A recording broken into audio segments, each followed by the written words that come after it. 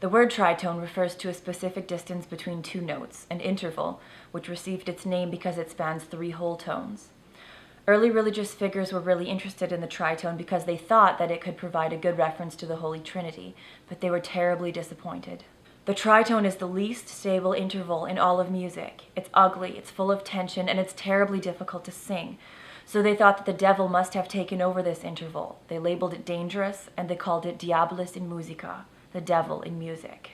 The first record we have of the tritone being avoided goes back to a very old musical treatise from the 9th century. A couple of centuries later, there was another musical treatise written which stated that the tritone had been prohibited.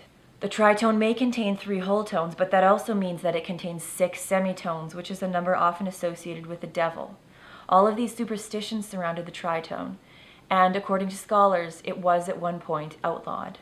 During the 17th century, using the tritone started to become acceptable, but only when used in a controlled way, observing all of the rules that had been laid out for it. Johann Sebastian Bach uses the tritone when dealing with the crucifixion of Jesus. It wasn't until the Romantic era 200 years later that composers could use the tritone without limitations. George Harrison used the tritone in some of the songs he wrote for the Beatles, including Blue Jay Way, to give the music an unstable feeling.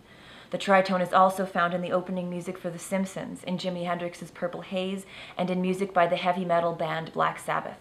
1,300 years after the first record of the tritone's unmistakable dissonance, it's amazing to see that it still hasn't lost its effect.